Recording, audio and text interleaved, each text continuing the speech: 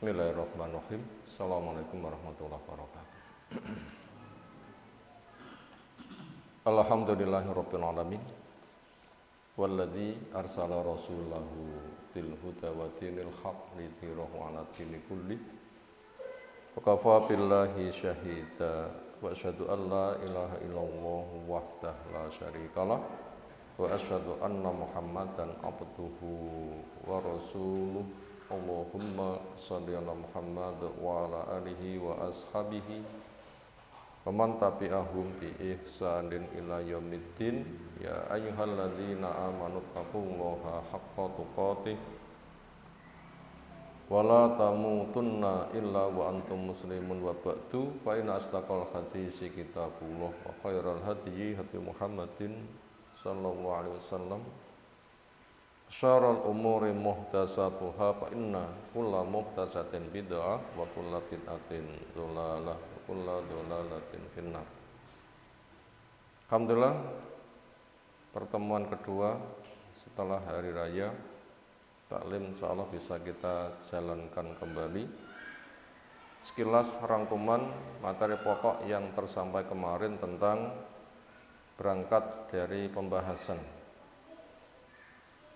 punya kewajiban melengkapi Ramadan dengan siam 6 hari di bulan Syawal, mana yang didahulukan.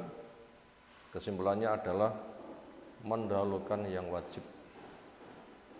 Yang nawafil, tatawu, sunnah itu fungsinya menyempurnakan. Walaupun ada fatwa didahulukan Syawal, bayar utang kan masih ada 10 bulan. Maka tidak mengapa fatwa itu, tapi dengan catatan asalkan ison jamin 10 bulan ke depan umurnya jek tuh.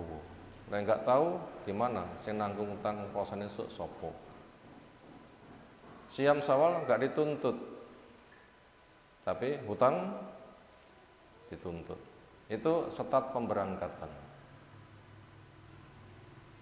Kemudian kita kembangkan tentang di dalam alam fikih pembagian hukum ada 5. Wajib, sunnah, mubah, makruh, haram.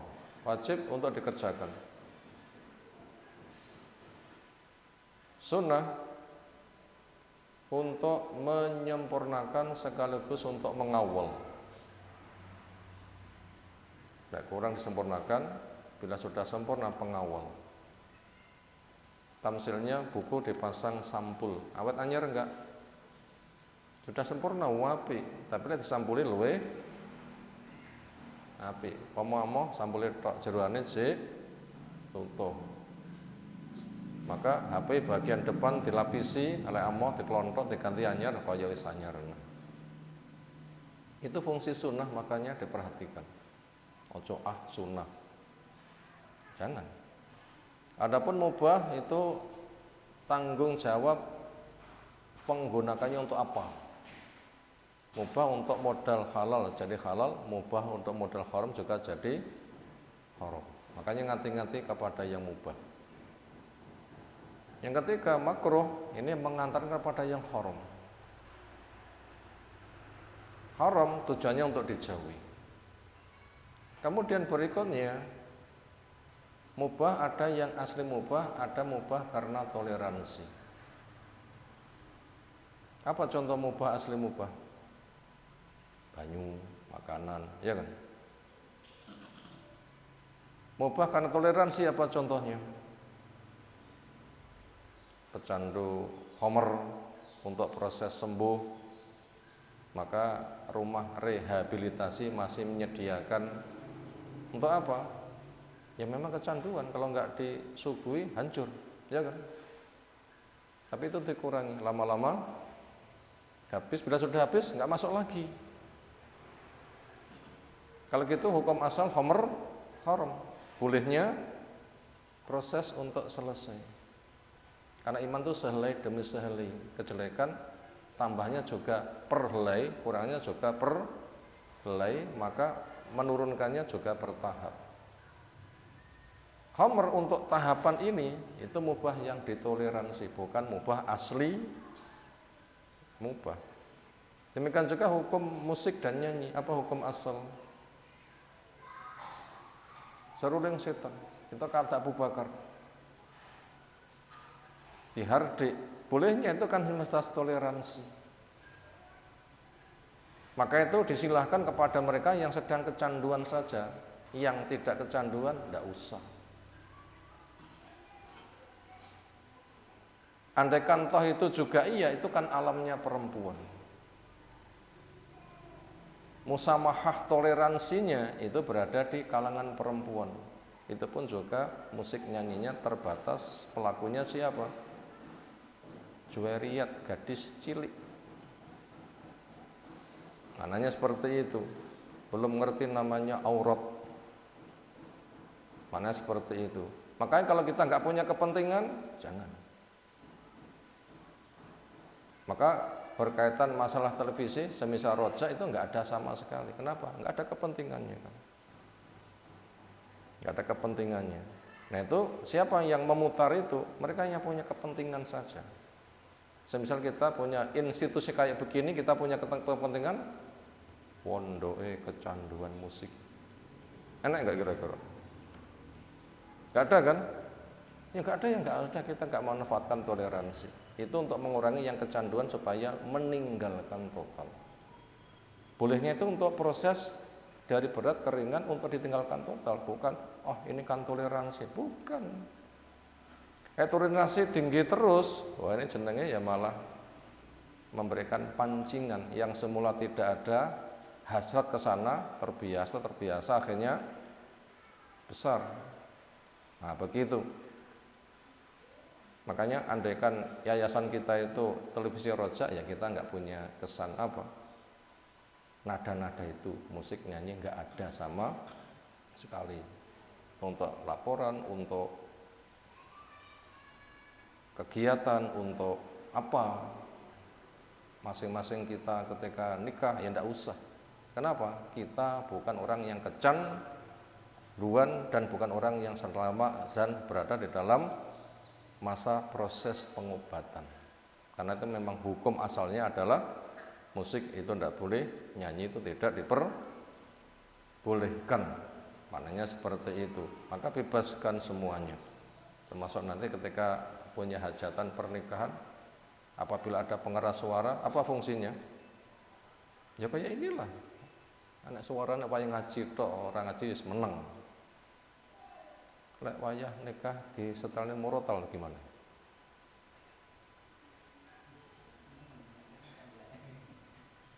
Terus yang makan ya rasa makan dhisik.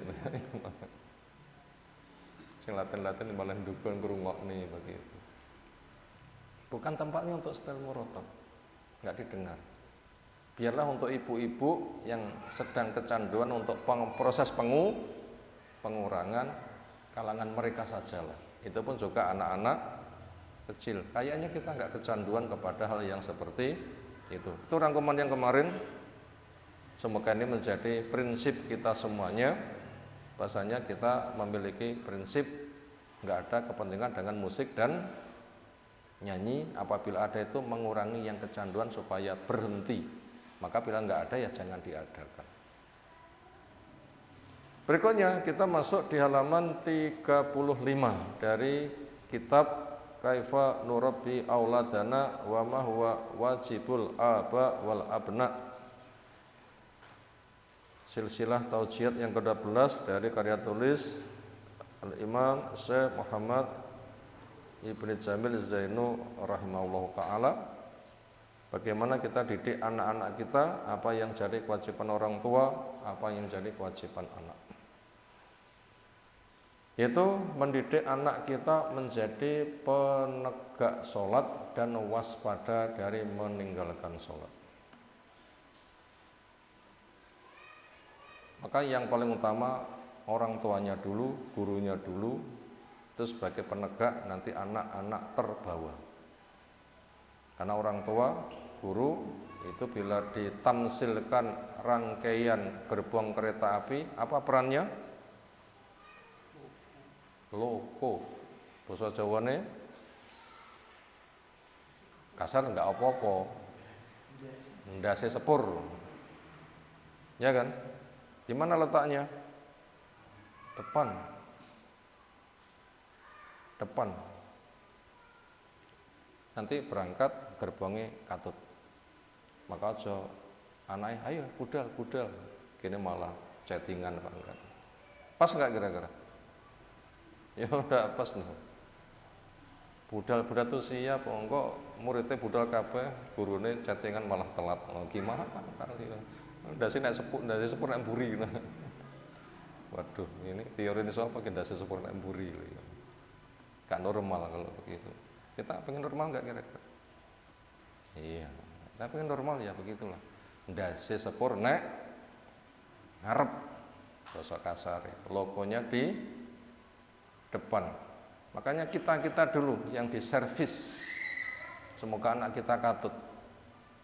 Apabila sepur ndase wis diservis bagus, logonya, gerbongnya mesti normal. Potensi rewel juga tetap ada. Nabi Nuh saja ibaratnya itu logonya sudah servis sepol, gimana anaknya istrinya. Jadi mendidik kita adalah pertama sukses pribadi. Adapun sukses anak didik itu pertama sukses niat, yang kedua bonus. Andaikan anak-anak itu enggak mau, itu enggak mengurangi pahala kesuksesan orang tua. Nabi Nuh berkurangkah pahalanya ketika anaknya enggak mau? Enggak berkurang. Sukses niat, sukses kerja keras. Anak mau itu bonus. Enggak mau, enggak mengurangi. Yang pemikirannya itu pemikiran tentang maha agungnya Allah. Allah itu agung asli atau diagungkan?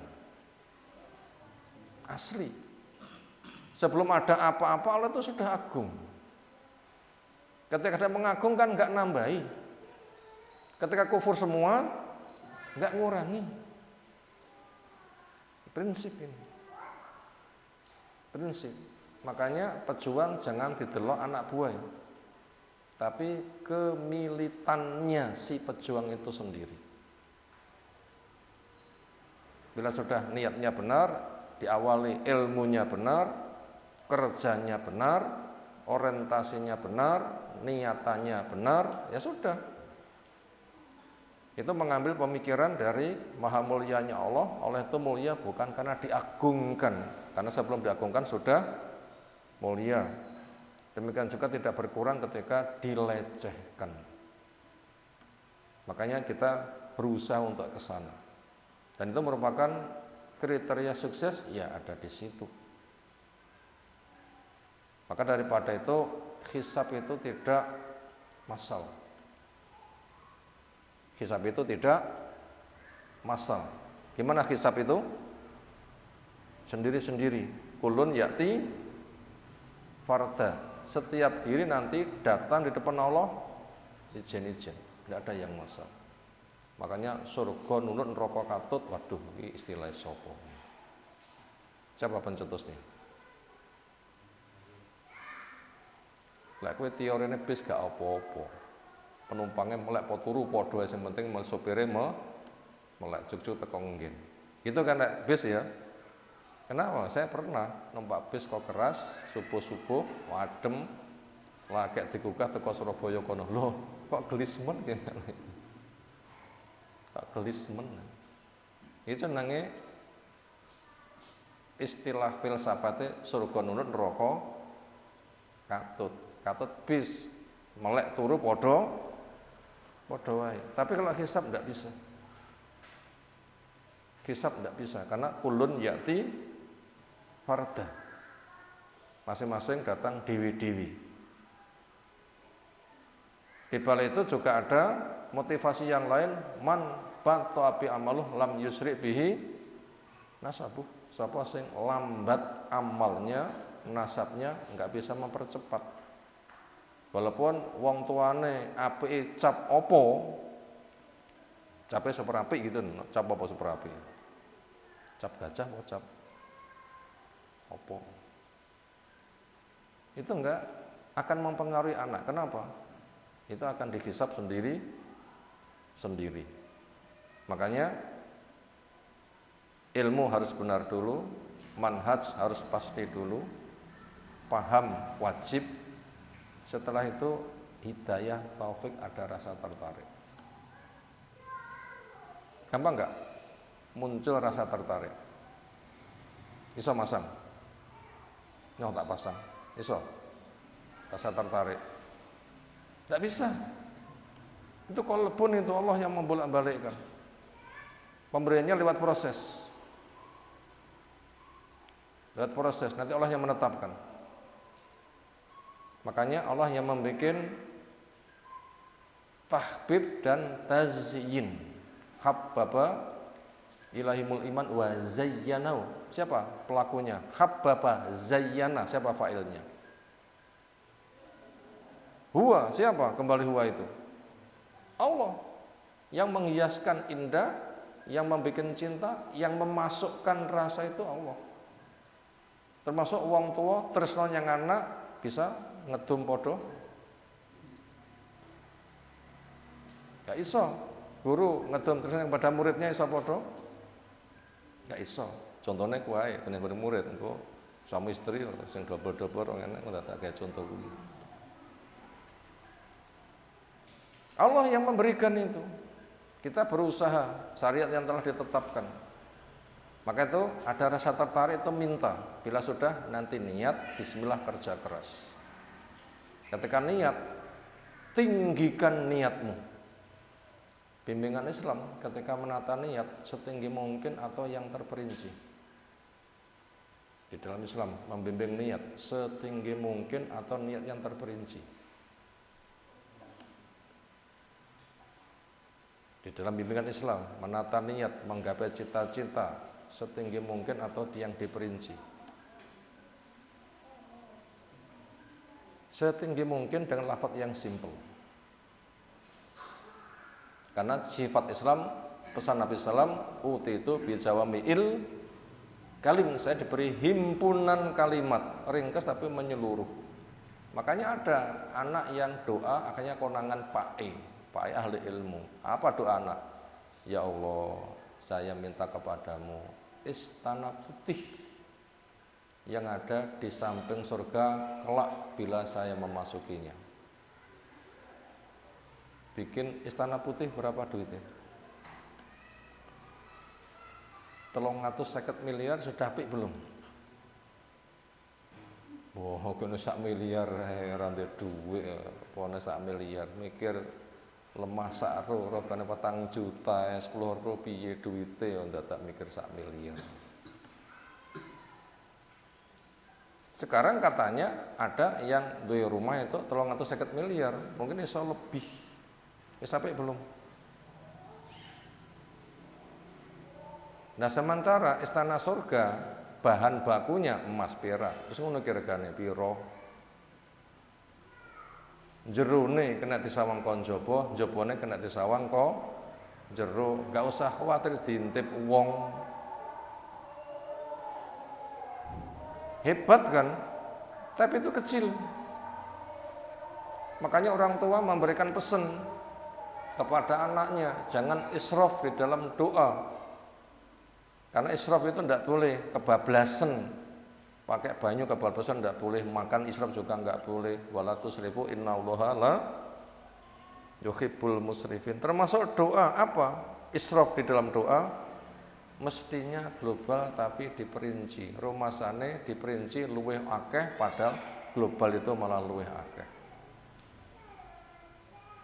Rumasane diperinci luwih akeh, ya tadi, ya Allah saya minta kepadamu istana putih di samping surga kelak bila saya memasukinya. Itu diperinci rumasane akeh tapi itu cilik.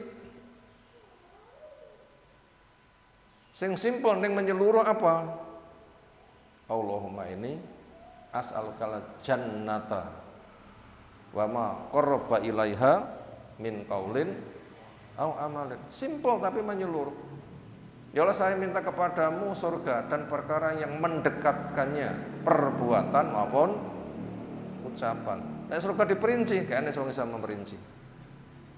Nek jatah surga diperinci, itu surga kelas ngesor dewi. Terakhir keluar dari neraka, terakhir masuk ke dalam surga tamanna ngangen-ngangeno. Nganti gak iso ngangen-ngangen.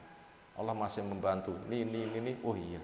Cik dilipatkan minimal 2, lafaz yang lain 10 kali. Wis sing paling ngesor diperinci. Wis gak iso memperinci dik ping 10 piye carane merinci? Siji gak iso memperinci, cik dibantu ping 10. Itu ngesor dhewe. Lho dhewe kaya ngopo?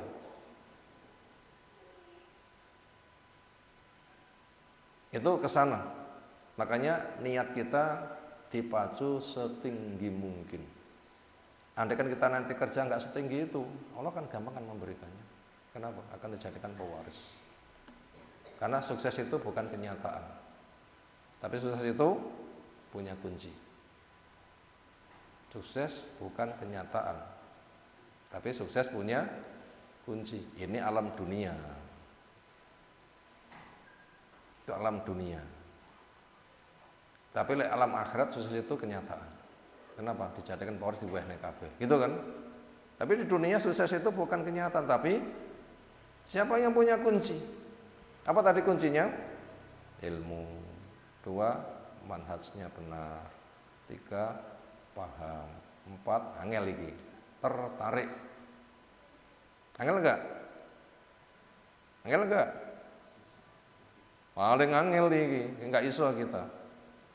Saya pernah diminta, Ustaz, jenengan iman nih anak kula. Iya, bener. Bukan kewenangan. Tertarik. Itu bagian dari hidayah taufik. Bila sudah tertarik, baru muncul niat. Nah, niat inilah tinggikan setinggi mungkin. Maka pesan Nabi SAW, idza sa'altal jannata fas'alil firdausa. Tertinggi itu niat itu. Firdaus. Nanti kan menggerakkan badan itu berada pada niat. Adapun nanti kenyataan seperti apa? Enggak masalah. Kenapa? Innamal a'malu binniyat. Dan orang itu enggak mesti panjang. Enggak mesti amalnya itu banyak. Makanya kunci sukses itu merupakan harus kita miliki.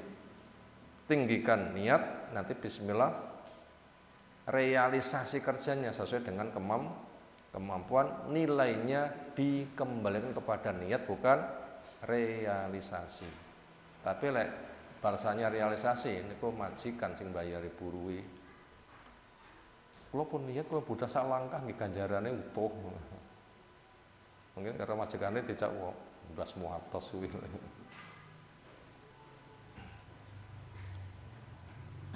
Ya kalau itu harus ada kerja. Tapi kalau pahala berada pada apa?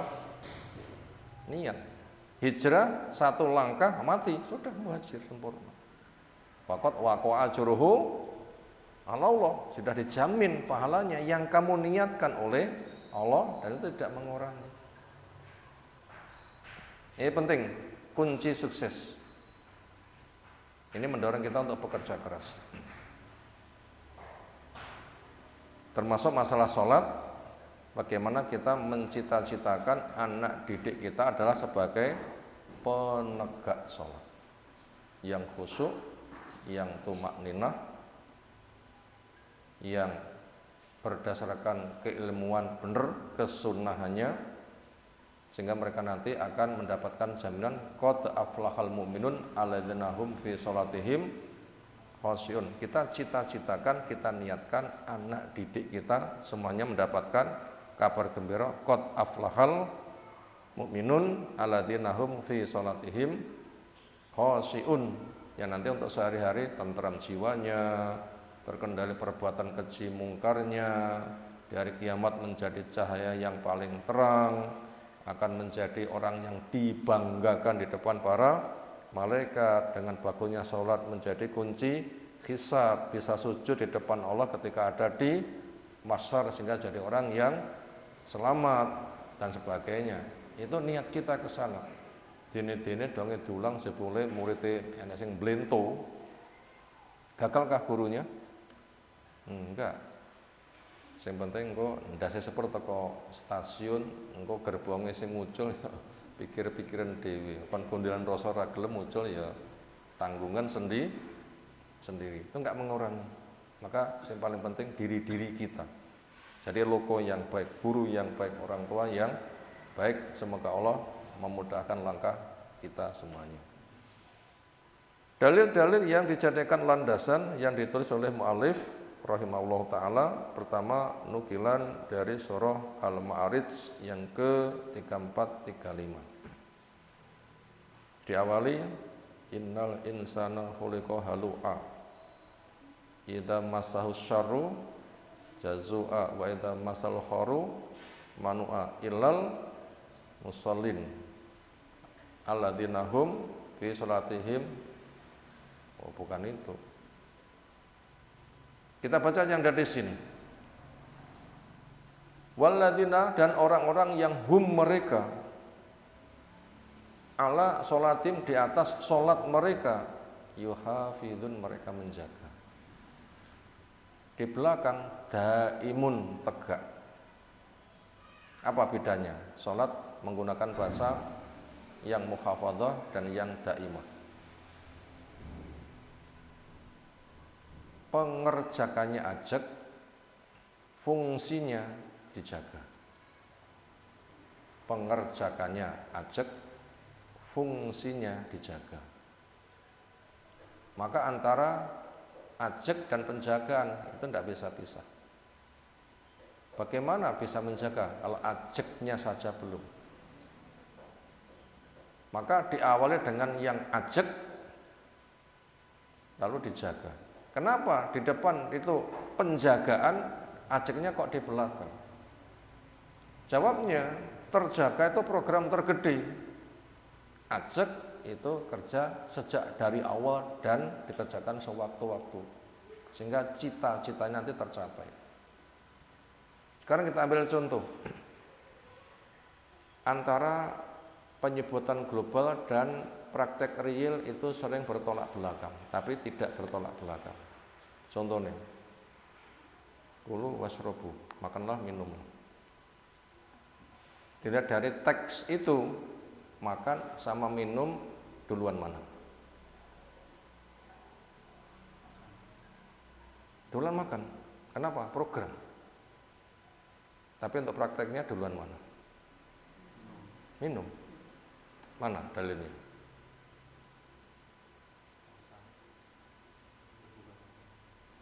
Dalilnya ada surah An-Najm. Gimana itu? Yaitu waqi'ah. Wa yatufu alaihim wildanum mukhalladun bi aqwabin wa abarika wa ka'sim mim ma'in. Beritanya apa berikutnya? Wa faqihatin mimma yatakhayyarun wa lahmi thairin mimma yastahun wa khurunain. 4 kan ya. Para pelayan datang dengan gelas piala, gelas-gelas dan ceret dari air yang jernih, bersama buah-buahan yang pilihan, daging burung, lalu bidadari. Apa pertama kali dikonsumsi? Air. Yang kedua, buah. 3, makanan pokok. 4, fungsi.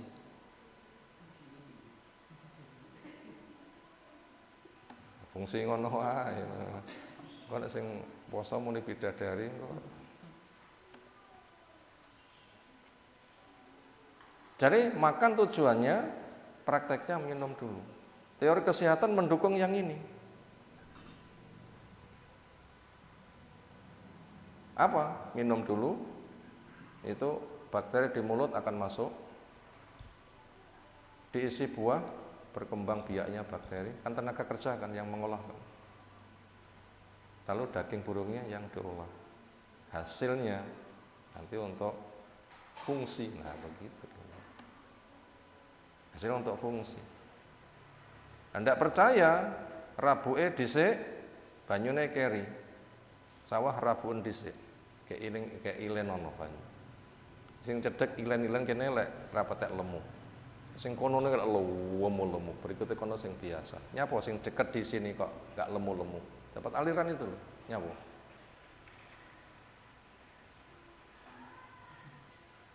rabuke katut meli. Ngelumpuk di dekatnya, berikutnya biasa. Kan sama kan enzimnya sudah katut. Maka biasakan minum dulu. Ojo setelah makan kemudian minum, luntur nanti. Lah, makanan dikunyah, ini dicampur dengan enzim enggak? Nanti gelontor banyu gimana? Terbawa. Ketika dicerna, loh beresiko. Bermasalah. Maka biasakan. Tapi sing biasane ngono ki ya angel. Tadi malam saya melihat seorang dokter, iya ngono, beredar warak ngombe, padha ae.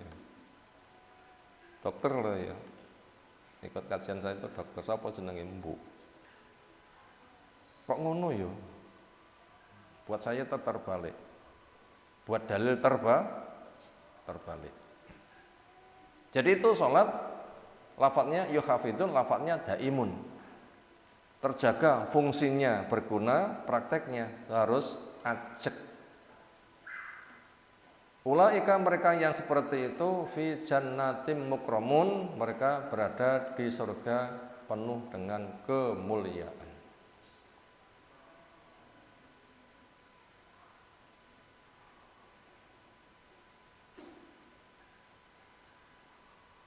Atau terbalik ya, di depan daimun, di belakang yuhafidun.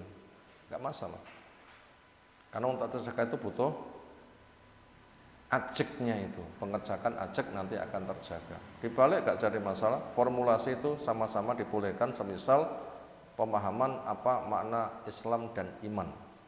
Disebutkan Islam tok mewakili makna iman, disebutkan iman tok mewakili makna Islam, disebutkan bareng ada pos sendiri sendiri. Formulasi bahasa itu sering kita jumpai dan ternyata lengkap. Sehingga maknanya global. Tsaniyan wa qala Allah, dan firman Allah Ta'ala dari surah Al-Mu'minun, qad aflahal mu'minun alladzina hum fi sholatihim khashi'un. Sungguh beruntung orang yang beriman. Siapa? Orang yang khusyuk di dalam sholatnya. Khusyuk memberikan makna tunduk. Profil khusyuk sholat itu menjadi indah. Profil khusyuk sholat itu menjadi indah. Akhirnya dia menjadi alat pertolongan, sehingga beban dunia seberat apapun dengan sholat sembuh.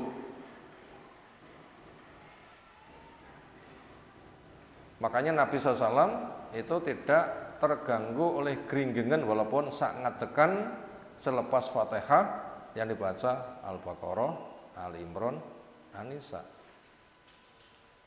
Kalau kita kira-kira kayak sangat kira-kira. Kenapa kok nggak geringgingan? Maknanya sekuat itu. Ya karena kekhusukannya itu mengendalikan yang lain. Orang bila sudah khusyuk, konsentrasi, itu mendapatkan hidangan khusus. Kita ambil contoh pemahaman bersama pensarahannya tentang, dan ini sudah kita sampaikan, larangan siam wisol, waktunya berbuka, enggak berbuka, sehingga siamnya nyambung sampai 2 hari tanpa makan minum, 3 hari tanpa makan minum. Para sahabat enggak boleh. Nabi melakukan, dijawab, saya enggak semisal kamu. Kenapa? Saya dapat hidangan makan minum dari Allah. Bentuk hidangan untuk Nabi makan minum dari Allah, bentuknya apa? Apa pancen hidangan turun ke langit, baru selesai diangkat lagi? Itukah? Bukan. Apa? Ya kayak bocah cilik sing asik dolanan. Bocah cilik lek dituruti nyuwun mam, kira-kira berapa menit sekali nyuwun mam? Dimasakne lekas dingkrekne wis nekokne mam. Tapi juga selimur dia bikin kegiatan yang asik sampai berjam-jam. Ngono ki ditawari mam ini panggah gak gelem-gelem. Padahal era ngono 5 menit nyuwun mam, 5 menit nyuwun mam. Tapi kadang asik berjam-jam ditawani malah moh. Pantasnya tuh sudah lunglai, tapi malah etes, ceria. Dari mana tenaga itu? Itulah hidangan dari Allah itu bentuknya. Bila kita bisa, bisa. Kalau tidak bisa, ya nggak bisa.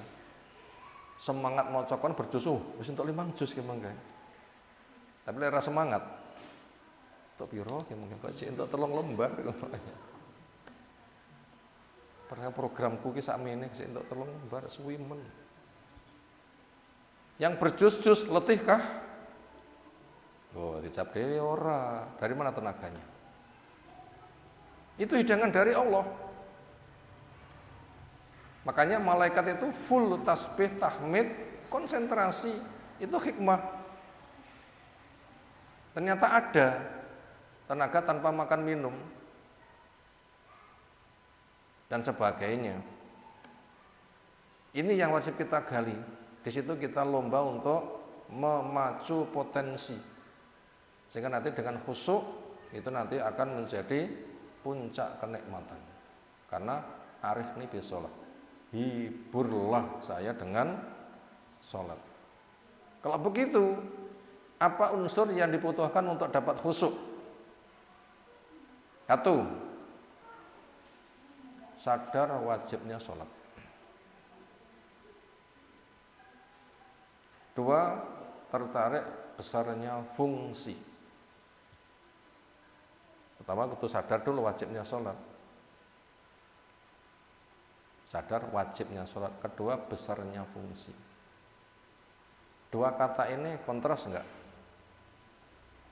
Pertama, sadar wajibnya sholat. Kedua, tertarik besarnya fungsi. Kontras enggak 2 kata ini? Kontras apa saling melengkapi? Sadar wajibnya sholat, 2 tertarik besarnya fungsi. Selaras atau kontras 2 bahasa itu? Iya jawabannya. Enak toh? Enak panggil? Enak rati jawab. Jawab? Mendukung. Cuma nafsu berkata lain. Kesannya wajib itu beban. Ya kan? Sering abot, wajib itu kesannya beban. Padahal aslinya berita besarnya fadilah. Lera besar gak diwajibi. Karena pentingnya acara wajib hadir. Gitu enggak kira-kira? Karena pentingnya acara, jawabannya nyapa kok tak wajib barang. Loh, jadi wajib itu karena penting, bukan beban. Itu tuh pemberitahu tuh besarnya fadilah. Jangan kuali berpikirnya. Bila sadar wajib, berarti sadar fadilahnya besar. Yang kedua tertarik. Nah, ini angel, ngewai nafsu ini angel, ngelatih nafsu ini angel. Makanya apabila wajib dianggap beban, nggak akan tertarik. Ini angel, ini juga termasuk taufik ini. Kalau nggak minta kepada Allah kita nggak bisa. Makanya kita pelatihan dipaksa, nanti Allah akan memberikan walaupun tambahnya sehelai demi sehelai. Itu ke sana. Bila sudah dikawal dengan pengantar tenangnya sholat. Jadi sarananya itu harus disiapkan. Maka di situ dipenuhi dari syarat sahnya sholat. Sejak masuk waktu, niat, bersih dari hadas besar maupun kecil, bersih pakaian, badan, tempat sholat, nutup aurat, menghadap kiblat, siapkan maksimal. Biasanya kita sadar masuk waktu atau kita diberi waktu sudah masuk waktu.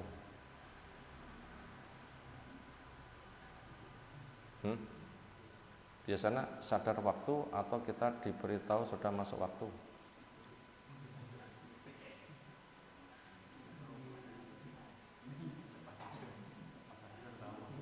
Diberi waktu berarti sibuk, nanti kembali kepada khusyuk, pikiran masih terbawa pada kesibukan. Iso sibuk malah tenang. Waktu yang sangat sebentar. Sibuk bisa tenang, bisa. Lek iso kaca panas, pengen adem, kayak ana banyu. Ya kan? Gak bisa sadar waktu, jangan sampai kita diberitahu. Maka sebelum data waktu tiba, kita harus bersiap. Makanya qailullah itu membantu. Apa sih qailullah? Tidur siang. Jam berapa sih qailullah?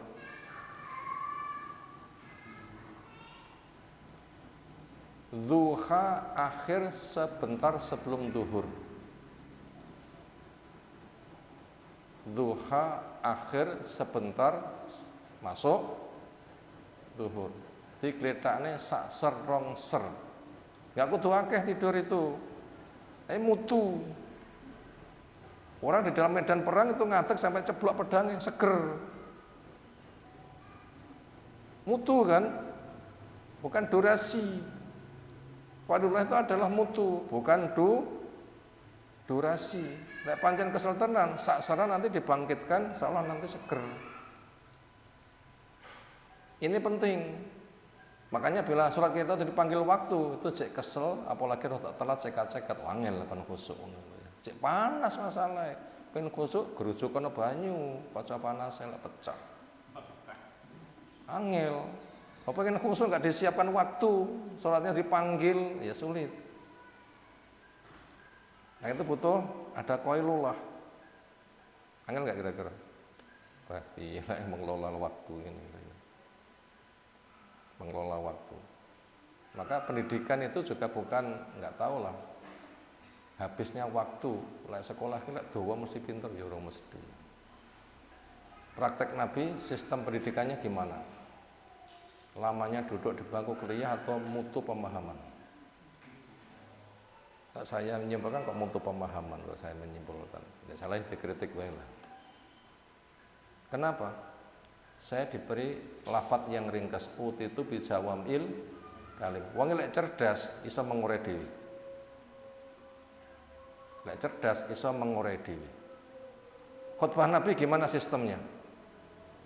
Khutbahnya ringkas, salatnya sing tuh. Bila kita bisa maksimalisasi waktu, pendidikan nggak akan mengurangi kepada jatah anak untuk dididik. Bicaranya. Bila sudah, alhamdulillah. Bila belum, ke depan ini jadi program merumuskan. Kalau bukan umat Islam, sopo? Qailullah, zuhur. Waktunya sebentar, tapi siap. Kenapa? Programnya khusyuk. Gitu kan? Sementara sholatnya sholat, waktu, niat, bersuci, suci lingkungan, nutup aurat, menghadap kiblat. Ini kan disiapkan dulu untuk sholat khusyuk. Nanti apabila sudah siap, nanti tenang. Menghadap kiblat memang menghadap, tahu bahasa nanti akan bisa diresapi. Sehingga ketika suatu terjadi perbincangan, khidmat, jajal ngejak ngobrol wong Jepang sing ndak ngerti basane. Kira-kira apa mau mesam-mesem ndak ngerti, apa mesam-mesem paham? Ya apa mesam-mesem stugel ndak paham blas. Salat itu lebih penting. Dan ndak paham itu termasuk orang yang mabuk. Haram la taqrabu sholata wa antum sukara hatta ta'lamu ma taqul. Bagaimana khusyuk ndak ngerti bahasa nih wong mabuk masalahnya. Masih adakah di antara kaum muslimin yang tidak ngerti makna yang diucapkan? Oh malah akeh jawabannya. Kok gak kene yo enek. Harus berbenah. Kenapa? Program itu adalah khusyuk. Mungkin itu dua dalil yang kita baca di kesempatan kali ini. Mau diteruskan kayaknya sudah ada panggilan adzan. Semoga apa yang telah tersampaikan Allah berikan ilmu bermanfaat bagi kita semuanya. Subhanakallahumma wa bihamdika asyhadu an la ilaha illa anta astaghfiruka wa atubu ilaik. Assalamualaikum warahmatullahi wabarakatuh.